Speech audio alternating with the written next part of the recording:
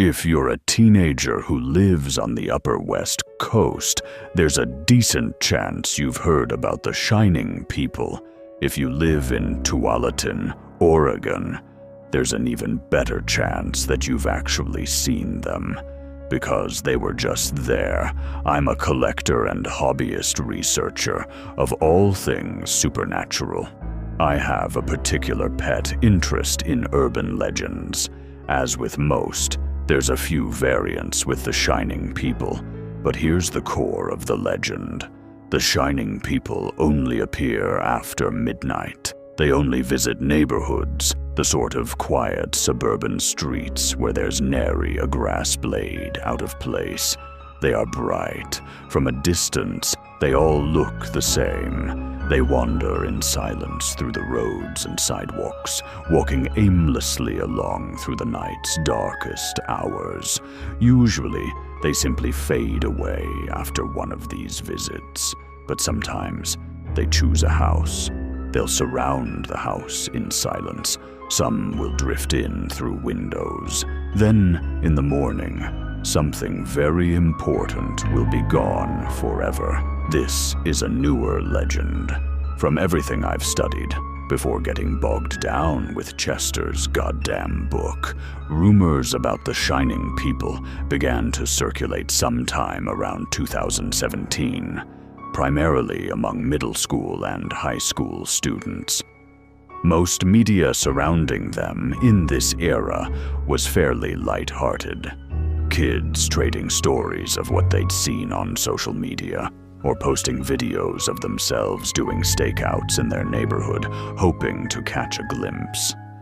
Then, as we approach 2023, I noticed this tone begins to kind of fade away in online social circles. Videos and posts got unceremoniously deleted. I'd thought maybe it had simply fallen out of fashion. Then I got a phone call from a girl we'll call May, who asked for my help regarding recent events in her neighborhood. May's account. I need something to protect me. Spells, talismans, whatever it is people like you make. I think they're coming to my house next, and I need to keep them out. I saw some of your post on the forum. Well, it got some stuff right, but a lot wrong. You said they take something from a house, but they don't take just something. They take teenagers.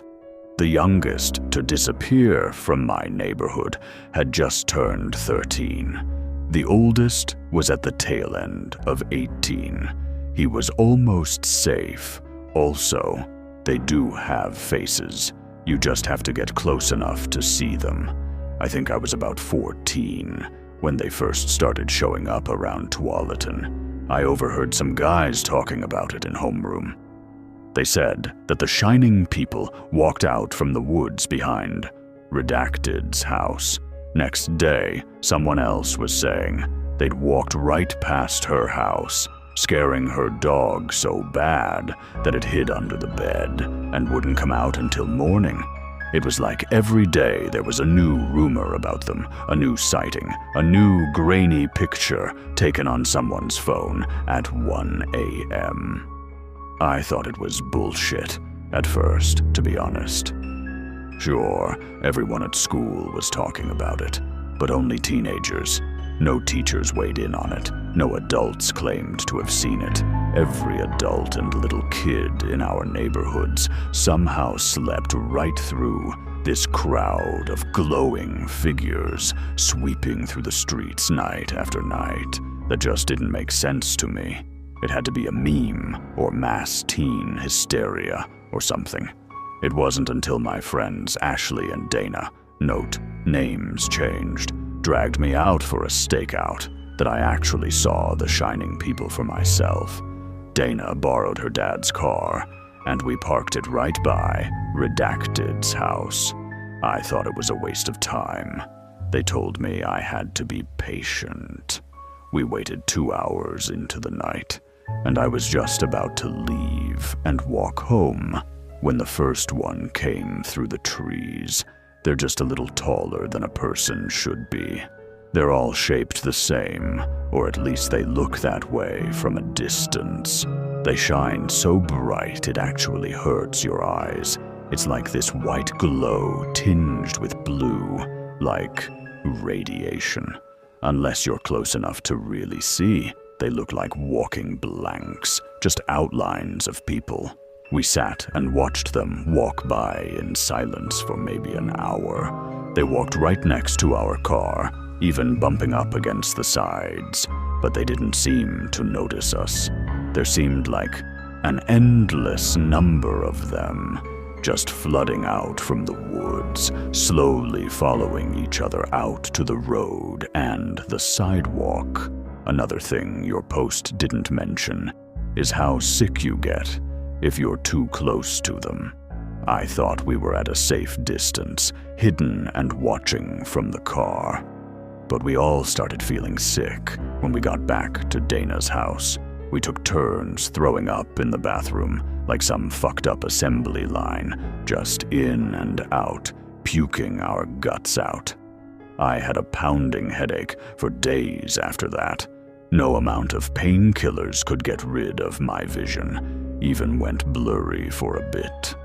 Since then, I've only ever watched them from my window. They used to come every week or two. Lately, it's almost every night. It was fun before kids started disappearing. It felt like we all had this collective secret that the adults couldn't touch, like we were some special chosen few who got to see a part of the world that no one else ever did. I remember when I saw them surround the house of the girl across the street.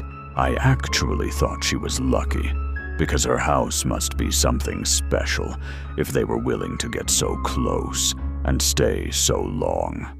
And then, the next morning, I saw that she didn't walk out to catch the bus. She didn't the next morning, or the next, or any morning after that. She was gone. I didn't ask too many questions. At first, I wasn't close to her, and I figured maybe she moved or got mono or something. But then it happened again, with a boy from my math class, then a girl from the basketball team, and more, just winking out of existence. Obviously, every student in school noticed and started talking about it. But the teachers and the administration didn't say a word. No one called those lost kids' names during attendance. No one but us asked after them. It was like they'd never gone to school there. One night, I got some texts from Dana. I can send them to you if you want to see. Dana, may they're outside my house, standing in the yard.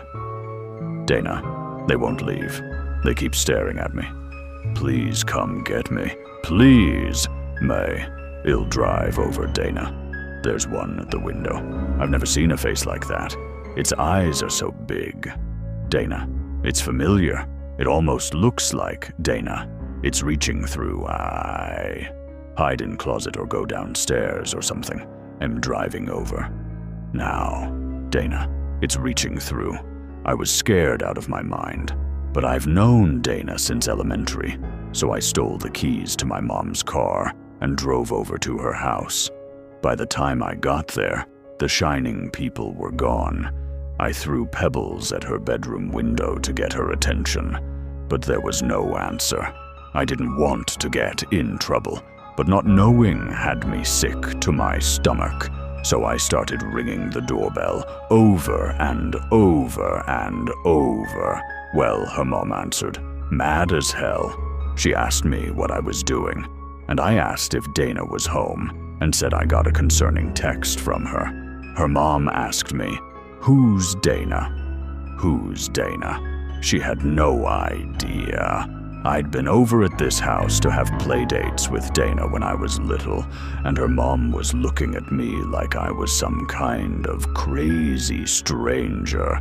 I argued with her, showed her photos and videos of Dana, and it did nothing. I didn't have a photo of the two of them together. But even if I did, I don't think it would have made a difference. Dana was gone from her memory. I left when she threatened to call the cops. I went home, locked myself in my room, and cried. It was happening all over town. Pretty soon after, no one could convince the parents of lost kids that they'd lost a kid to begin with. Even younger and older siblings seemed to forget the brothers and sisters they lost, unless they were teens too. It was all anyone could talk about at school. Who'd been lost the night before? Who would be next? How we could protect ourselves. People started sleeping in groups, or staying up all night with weapons. I usually lock myself in the basement with a knife. Some kids have skipped town entirely, but that's not a solution, just a fast way to end up homeless, assuming the shining people don't just follow you out of town anyway. Teachers treat us like we were crazy, or else they think it's some school-wide meme that everyone is in on. Nobody who matters believes us, and we watch while more of us are taken. The last few nights, the shining people have been hanging around my front yard. Every night, they get a little closer and stare a little longer. I've been sick nonstop, I can't sleep, and I feel like my fucking heart's gonna pound out of chest all the time. I'm not stupid, I know what's coming. I don't want to fucking die, or disappear, or whatever it is they're doing to us. Redacted got taken, and he'd tried staying up with his dad's hunting rifle, so I know guns won't work. You need to give me something that will work. I'll pay anything, I'll do anything. I just need to get through the next few years. Don't let them take me, please. Please. End of May's account. Obviously, I did what I could. I shipped some things to her overnight, a grab bag of talismans, instructions for laying down wards, charms, pretty much anything I could think of that would fit in the package. It was all guesswork, unfortunately. I didn't know enough about the shining people to be able to provide much more than that. Also, obviously, I flew out to visit Tualatin 2 days later to see the shining people for myself. I rented a car and staked out a neighborhood. It was around 3 a.m. that I saw them walking toward us. They were just like May described, impossibly bright and strangely proportioned. I had the weird sense that if I tried to touch one, my hand would pass right through. I'd brought my dog Midge with me, and she was growling furiously from the windows. But the closer they came, the more she lost her nerve. When they were a stone's throw away from our car, she ducked down from her seat and hid under the dashboard, shaking like a leaf. I didn't blame her, but I also didn't have the same option if I wanted to learn anything about them. I stepped out of the car with a scraper in hand, hoping to get some kind of skin sample or something that I could study back home. Boy, May wasn't kidding about the sickness. I felt my entire stomach flip as one of them drew near, and my head shot through with the most excruciating pain I've ever experienced. And I've experienced a lot. I gritted my teeth against the pain and approached with the scraper. But it was no use. It turned its head toward me, staring at me blankly with the biggest eyes I've ever seen, and a face that was alien, but also somehow so familiar. My heart started pounding as bad as my head was, panic rising in me like bile. The shining person took a step toward me as others passed me by. Then another and another. I was frozen in place. It let its hand hover a hair's breadth from my eyes, and everything went dark. It was light out when I woke up again at dawn, passed out in some poor bastard's lawn. Midge was curled at my side, waiting for me to wake up. The strangest thing was, when I did, I'd almost forgotten about the Shining People entirely. There was a solid 10 minutes or so of me being awake and having no idea what I was doing there. No memory even of leaving my house. I had to claw back the memory bit by bit, like it was a hazy dream on the verge of slipping away. And the more I remembered, the worse my head hurt. It's been a week since then, and I'm still nursing the remnants of that headache. I have to make an active effort to even remember that I saw the Shining People, or it starts to slip away again. Even my conversation with May is constantly on the verge of being forgotten for some reason. Or stranger yet, I sometimes remember the conversation, but forget the person I had it with as though it was just a blank space that had spoken with me. I'll probably make another trip out and try again to get a sample at some point. At least the trip yielded a few leads I can follow up on. For now, here's hoping that the youth of Tualatin can hold its own, at least until the Shining People choose a new place to wander.